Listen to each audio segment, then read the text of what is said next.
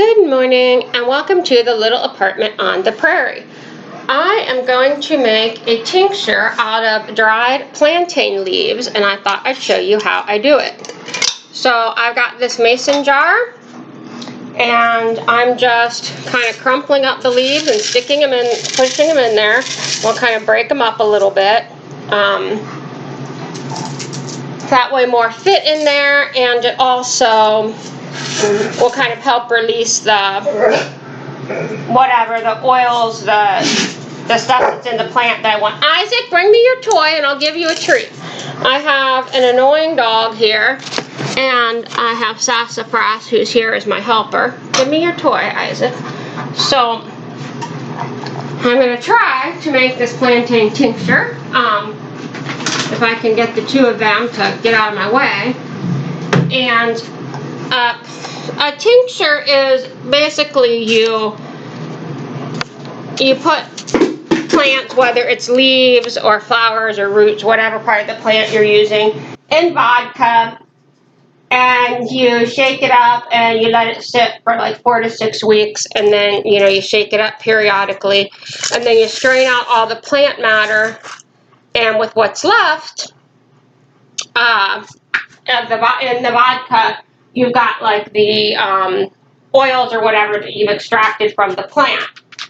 And so it makes a very concentrated medicine. I use plantain tincture for basically anything with like inflammation or pain. So like if I had a toothache and there was like some swelling and pain, I would use a plantain tincture to help with that. If I sprained my ankle and it was swollen, I'd take some plantain tincture to deal with that. Now, I'm not saying that the plantain tincture would cure that, but it would help with the inflammation and the pain. At least that's what I think.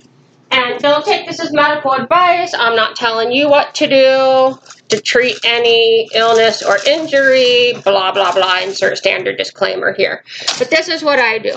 So I have my jar with my plantain in it, and I'm going to go find my vodka, and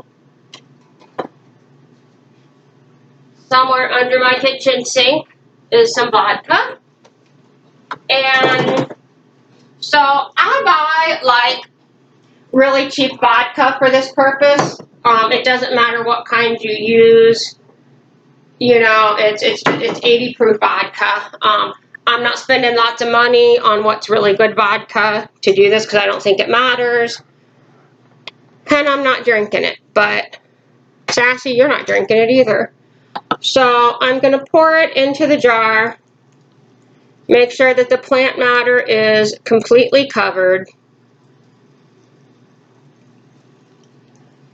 Now, I'm going to come back in like 4 or 6 weeks, whenever I get around to straining this, and show you how I do that.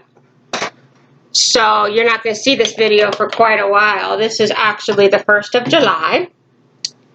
And I'm going to put a lid on it. I'm going to shake it up. Let me get my marker. I write on the lid. I just use a black Sharpie because the writing will wash off the lid of my jar, and then I can put something else in it. So it says plantain leaf, and I'm going to write in vodka to make sure I don't forget, and it's July 1st. And that way I know when I put it in there, I know what's in there. I might be able to tell by looking at it what it was, but when you have a lot of these things, you might not be able to tell. Trust me, I've forgotten. But also, I won't remember when I put it in there, and I won't remember when I'm supposed to take it out if I don't write it on there.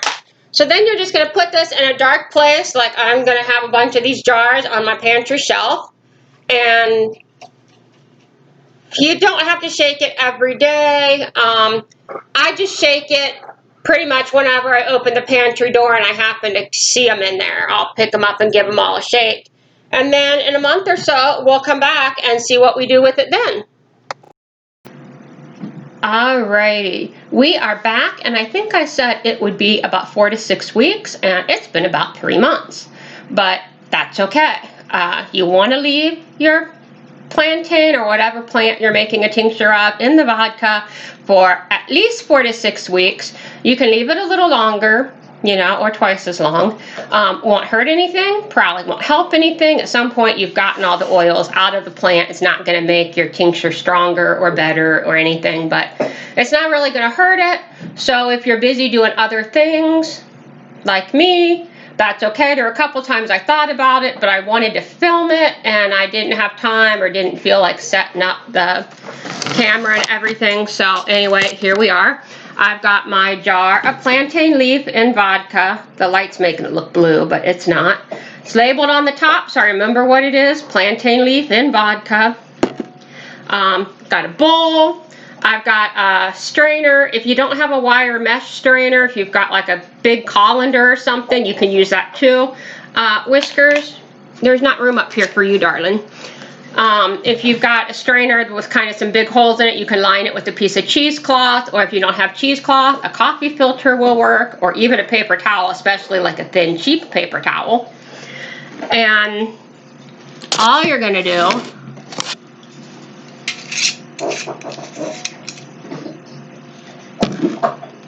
and pry the lid off, you know, and I've shaken this up and whenever I thought about it. I think I said to shake it up every couple days, and I'll be honest, I haven't done it quite that often, but when I thought about it. So you're just gonna strain it. I wanna get all the liquid out.